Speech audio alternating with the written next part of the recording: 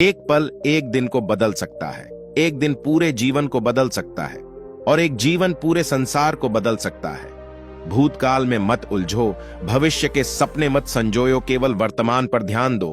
असली सुख का रास्ता इसी में निहित है। भगवान बुद्ध ने कहा था, दुखों का मूल कारण तृष्णा है, इसीलिए संसार चक्र और दुखों से मुक्ति के लिए तृष्णा का नाश होना जरूरी है। उन्होंने अपने अनुयायियों से कहा, मेरे बताए गए मार्ग चलो, मेरे ज्ञान का आत्मसात करो, नियमित रूप से ध्यान करो। उन्होंने जीवन चक्र से मुक्ति के लिए और दुखों के नाश के लिए अष्टांग मार्ग का अपनाने का उपदेश दिया। अष्टांग मार्ग के लिए उन्होंने सम्यक दृष्टि, सम्यक संकल्प, सम्यक वचन, सम्यक कर्म, सम्यक आजीवक, सम्यक कर्म, सम्यक स्मृति, सम्यक समाधि पर जोर दिया। भगवान बुद्ध ने किसी खास भगवान की भक्ति करने का उपदेश नहीं दिया। भगवान बुद्ध ने ईश्वर की अस्तित्व के विषय में अपना विचार मौन रखा। उन्होंने किसी तरह की प्रार्थना की परंपरा को भी नहीं चलाया। उन्होंने ज्ञान और भक्ति मार्ग से इतर कर्म पर जोर दिया। जैसे अनिद्रा से परेशान लोगों को रात बड़ी लंबी लगती है और एक थके हुए व्यक्ति को मंजिल दूर नजर आती है, उसी प्रकार तरह सच्चे मार्ग से बेसुध लोगों के लिए जीवन मृत्यु का चक्र भी उतना ही लंबा होता है। गौतम बुद्ध के अनुसार अहिंसा ही परम धर्म है। गौतम बुद्ध ने अहिंसा पर जोर देते हुए यज्ञ में पशु बलि का समर्थन नहीं किया। भगवान बुद्ध के अनुसार धरती पर रहने वाले हर जीव का अपना जीवन जीने का अधिकार है। उन्होंने बताया कि मनुष्य दुखी हैं, लेकिन दुख अकारण ही नहीं होता। उन्होंने इस दुख से बचने के लिए कुछ मूल मंत्र बतलाए। इन मूल मंत्रों को बौद्ध धर्म में चतुर आर्य सत्यानी के नाम से जाना गया। जीभ एक तेज चाकू के समान होती है, यह बिना खून बहाए ही मारती है। सर्वदा सत्य और मधुर वचन बोले।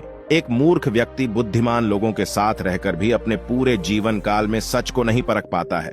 बुद्ध के अनुसार जैसे आकाश की तरफ मिट्टी उछालने पर वह चेहरे पर आकार गिरती है, उसी तरह से अज्ञानी मनुष्य जब सज्जन के साथ बुरा करने का प्रयास करते हैं तो इससे उनका खुद का ही ज्यादा नुकसान होता है। बुद्ध के अनुसार ज्ञान ध्यान से उत्पन्न होता है तथा ध्यान के बिना ज्ञान लुप्त जाता है। इसलिए ज्ञान की प्राप्ति के लिए सन्मार्ग मार्ग को जानकर मनुष्य को इस तरह से साधना करनी चाहिए ताकि सत्य ज्ञान में वृद्धि हो सके। बुद्ध ने जीवन भर कर्म मार्ग पर जोर दिया।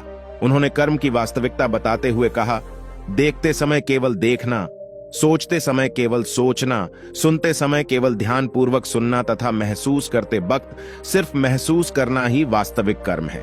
अगर आप सभी को मेरी ही तरह बांटने की शक्ति के बारे में ज्ञान हो जाए तो आप कभी भी बिना बांटे हुए भोजन ग्रहण नहीं करेंगे। अगर कोई काम करने लायक है तो उसे पूरे तन मन से करना चाहिए, अंतोगत्वा सफलता जरूर प्राप्त होगी। सभी जीव को मृत्यु से डर लगता है, इसलिए सभी जीवों को अपने जैसा समझते हुए उस पर दया करना चाहिए। अहिंसा का पालन करें और दूसरों को भी ऐसा करने के लिए प्रोत्साहित करें। बुद्ध वेदों के वचन को प्रमाण नहीं मानते। वे यज्ञ और हवन की प्रक्रिया को भी स्वीकार नहीं करते। उनके अनुसार कर्म सबसे बड़ी चीज है और इसी की साधना से मोक्ष और मुक्ति के द्वार तक पहुंचा जा सकता है। भगवान बुद्ध ने भगवान के अस्तित्व पर कोई बात नहीं की। उन्होंने अपने अनुयायियों को भी देवी देवताओं की पूजा करने का उपदेश नहीं दिया। वे मूर्ति पूजा और रीति रिवाजों के पक्षधर नहीं थे, लेकिन वे देव योनि और परलोक में विश्वास रखते थे।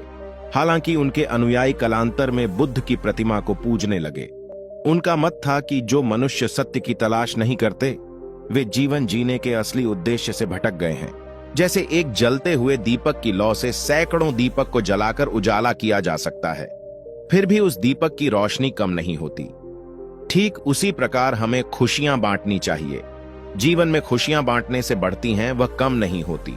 कहते हैं विचलित मन वाले व्यक्ति को मृत्यु उसी तरह से बहा कर ले जाती है जैसे अचानक आई बाढ़ में सोते हुए लोग बह जाते हैं।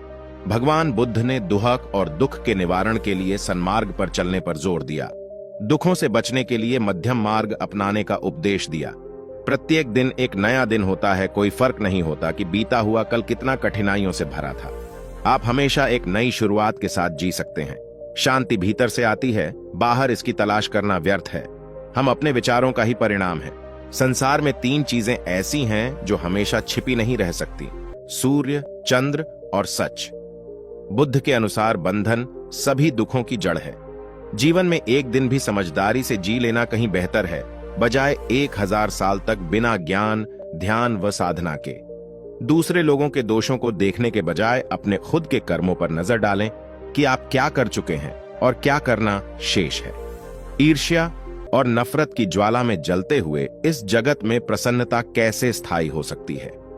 अगर आप अंधेरे में डूबे हुए हो तो रोशनी की तलाश में क्यों नहीं लग जाते? जैसे दीपक बिना आग के नहीं जल सकती, वैसे ही मनुष्य भी आध्यात्मिक जीवन के बगैर जी नहीं सकता। असली खुशी तो सब कुछ पाने में नहीं है, अपितु सर्वस्व समर्पण में है। जैसे ही हम किसी बात पर गुस्सा होते हैं, हम सत्य के मार्ग से हटकर सिर्फ अपने लिए प्रयास करने लग जाते हैं।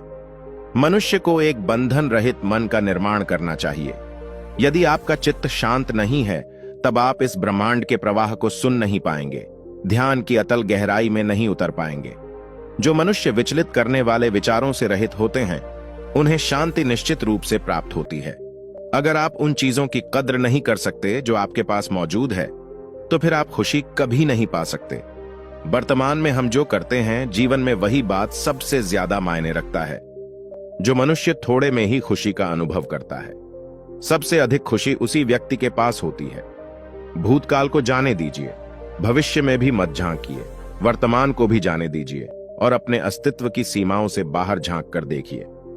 जब आपका मन पूरी तरह स्वतंत्र होता है, तब आप जीवन और मृत्यु को उसके सही स्वरूप में देख पाते हैं। संसार में कुछ भी स्थायी नहीं है, आप सिर्फ उसे ही खोते हैं जिससे आप ज्यादा चिपके रहते हैं।